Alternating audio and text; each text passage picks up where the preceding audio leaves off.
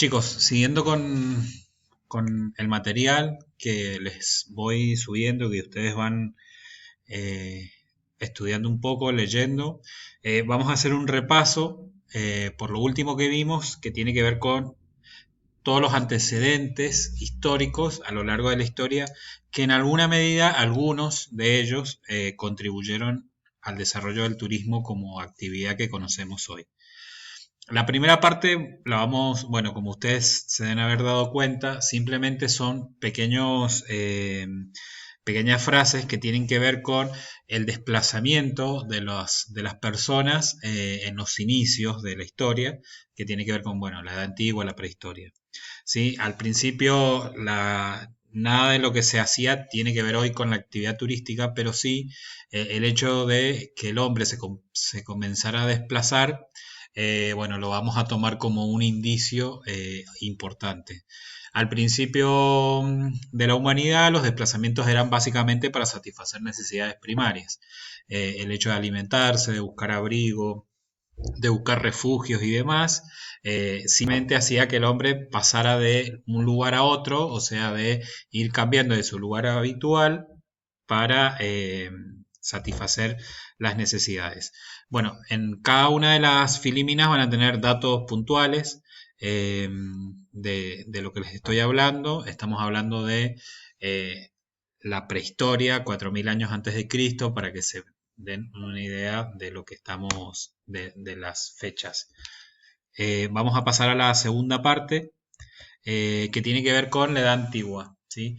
La edad antigua ya las personas no se desplazan por una necesidad básica de comer, abrigo y demás, sino que comienzan a pesar otras necesidades que tienen que ver con, por un lado, conquistas, ¿sí? De territorios, de búsqueda de poder de las principales civilizaciones, y por otro lado el tema del comercio. ¿Sí? Desplazarse a otros lugares en búsqueda de elementos que comercializaban o vendían en sus territorios. ¿Sí? Fundamentalmente tiene que ver con eso, y especialmente en la zona en las civilizaciones un poco más avanzadas, como en Grecia, comienzan a desarrollarse las Olimpiadas, que bueno, como ustedes ya saben, son juegos de distintas disciplinas. El tema ahí es que comienzan a llegar hacia el lugar donde se desarrollaban las Olimpiadas distintos personajes o personas de lugares, de distintos lugares. Entonces, bueno, ya es un desplazamiento masivo hacia un lugar puntual donde se comienza a visualizar que esta gente comienza a necesitar servicios. ¿Sí? O sea, lo que vamos viendo es que en un principio era satisfacer necesidades, luego el comercio y ganar territorios, y con el hecho del nacimiento de las Olimpiadas me desplazo para generar una actividad puntual, y en el lugar de origen, o sea, perdón, en el lugar de destino donde voy a estar, ya comienzan a vislumbrarse necesidades de alojamiento, donde quedarse, comidas y demás. ¿Sí? Y algo que van haciendo en paralelo a las Olimpiadas, que puede ser también eh, ejemplo, es estas corrientes religiosas, que pueden ser por un lado las cruzadas, que hacen sobre todo los países europeos, en los países europeos, y luego personas que recorren caminos como el de Santiago de Compostela, que lo vamos a ver un poco más adelante, que tiene que ver con en búsqueda de algunos elementos que tengan que ver con la religión. Ir a Tierra Santa por un lado, o ir a lugares donde hubo alguna manifestación religiosa.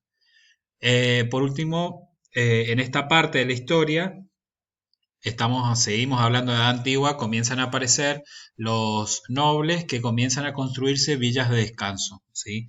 Eh, Eligen parajes en lugares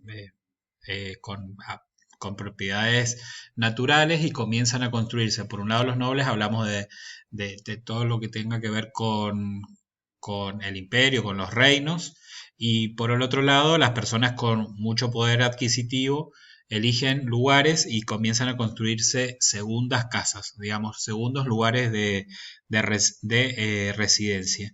Y comienzan a surgir algunos elementos que luego van a ser explotados turísticamente, como son, eh, para el caso de en Roma fundamentalmente, son los baños termales, ¿sí? Porque descubren que tienen propiedades curativas, propiedades de relax, de descanso y demás.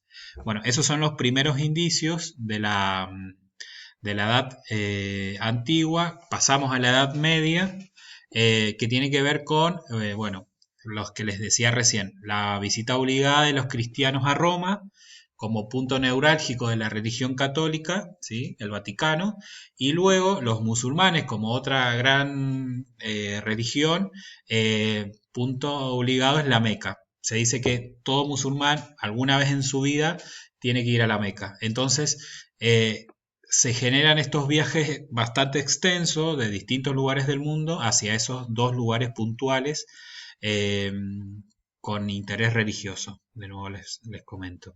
Bueno, en 1282 se conforma el primer gremio de posadas, eh, en un primer momento como un alojamiento tipo de caridad para para las personas que iban en tránsito, ¿sí? Se les ofrecía un lugar donde pudieran dormir sin costo. Luego, cuando comenzaron a ver que había una afluencia importante, se comenzaron a establecer posadas donde ya sí se les tenía un servicio estandarizado a cambio de dinero, ¿sí? Se comienza a desarrollar el tema del alojamiento. Siempre se ocupaban o para campañas militares o por una cuestión de comercio o por una cuestión de religión, ¿sí? Que van hacia otro lugar. Bien, comenzamos con la Edad Moderna. A partir del inicio de la Edad Moderna comienzan algunos elementos que tienen que ver con adelantos o cambios tecnológicos, fundamentalmente. La Revolución Francesa y la Revolución Industrial, estamos hablando de fines de 1800 y fines de 1900 también, comienzan a marcar hitos en cuanto a la tecnología, que comienzan a aparecer algunos elementos que hacen posible un desplazamiento de las personas, marcando otros tiempos, con más exactitud y demás. Por ejemplo, aparece la brújula, expediciones marítimas, el tema de la colonización, la llegada o sea, realizar viajes más extensos, eh, la evangelización hacia otras zonas. Acá llegaron los jesuitas, por eso tenemos las ruinas jesuíticas en una gran porción del país, que hoy quedan, que hoy son visibles, que son en la zona de Misiones. En Córdoba también tenemos ruinas jesuíticas y también se asentaron en Mendoza, pero bueno, hoy son ruinas porque después del terremoto de 1861 no quedaron esos establecimientos en pie, como sí lo podemos encontrar en Córdoba o algunas construcciones un poco mejor conservadas en Misiones. Y luego en Europa se sigue dando esto de viajar, y ya buscan la parte educativa o de incorporar experiencia, ¿sí? En Europa se comienza a hacer un hábito, realizar un viaje de 2 o 3 años. Siempre viajaban los nobles o sus hijos y sus familiares, principalmente con fines educativos, labores diplomáticas, aprendizaje. A este tipo de viaje se les llamaba Grand Tour. Ok, bueno, como pueden ir observando, ya comienzan a quedar algunos conceptos que hoy en la actualidad algunos tienen que ver con otras actividades, pero bueno, algunas palabras vienen desde aquella época, como les mencionaba, el Grand Tour. Bueno, en la Edad Moderna, lo que les decía recién, se comienza a explotar las aguas termales por las propiedades curativas que tienen, y luego, a mediados del siglo XVIII, aparece publicada una tesis doctoral que dice que el agua de mar también es beneficiosa para la salud. Entonces la gente se vuelca al mar, a visitar el mar, por una cuestión de de salud o de curaciones y demás, ¿sí? Entonces comienzan a desarrollarse sobre las costas marítimas algunas casas que servían de alojamientos temporarios para personas que venían con esa finalidad. Ok, bueno, hacemos un paréntesis de lo que venimos charlando que tiene que ver con los desplazamientos o los indicios o antecedentes de lo que es la actividad turística hoy en la actualidad, y vamos a hablar de un sector o un segmento de la sociedad que aparece como protagonista en esta parte de la historia. Nos situamos en Revolución Industrial, que es la burguesía. La burguesía es como la nueva edad media, perdón, la clase media de la actualidad, ¿sí? Comienzan a competir en poder, dinero, acceso a este tipo de actividades de desplazamientos y viajes con los nobles que anteriormente solo ellos podían acceder, ¿sí? La burguesía tiene que ver con estas personas que comienzan a desarrollarse en la industria, en el comercio, que tienen otro tipo de visión de trabajo, que incorporan la tecnología, que incorporan los medios de transporte como el ferrocarril, desarrollándose mucho más la actividad económica por parte del sector de la sociedad, ¿sí? O sea, es como que la burguesía viene también como parte de la revolución, justamente son los que llevan adelante este tipo de revolución industrial. Eh, Siguiendo con este segmento de la sociedad, lo que comienza a aparecer, ¿sí? Perdón, que no pasa la filimina. Comienza a aparecer la introducción de la tecnología a algunos medios, como por ejemplo, y es fundamental, el transporte, ¿sí? Introducción de barcos a vapor y ferrocarriles, aumenta la capacidad de transporte, podemos trasladar más cantidad de cosas en menor tiempo posible, y se generan, además de cosas, personas, porque recuerden que el ferrocarril es de carga y de personas, y además movimiento masivo a balnearios. Los balnearios siguen aún con la idea de este aspecto que tiene que ver con la salud, ¿sí? Que el mar hace bien para la salud.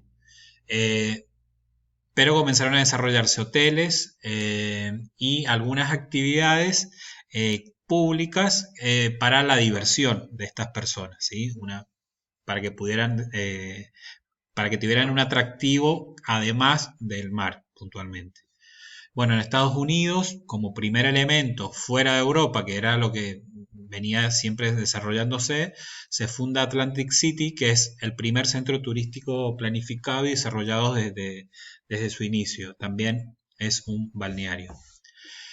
Y acá empezamos con sí, lo que les decía de el turismo como lo conocemos hoy, la edad contemporánea. Hay un personaje que se llama Thomas Cook, que aparece en 1841, también es de Europa, de Inglaterra, que son considerados, junto a Henry Wells, los padres del turismo, ¿sí? Ellos comenzaron a desarrollar actividades, primero nacieron por una casualidad. Thomas Cook puntualmente lo que organiza es una visita a un congreso y organiza la salida desde una estación de tren hasta el congreso con un grupo bastante de personas, los aloja y acomoda las necesidades de todos sus pasajeros y regresan a su lugar de origen. Eso se considera como el primer viaje organizado. A partir de ahí, Thomas Cook comienza a ver que esto lo hizo en un primer momento todo gratuito, y a partir de ahí comienza a vislumbrar un negocio donde la gente puede comenzar y donde él cree que puede funcionar. Entonces se creen que ellos, tanto Thomas Cook como Henry Wells en Estados Unidos, fueron los primeros generadores de lo que hoy se conoce como paquetes turísticos.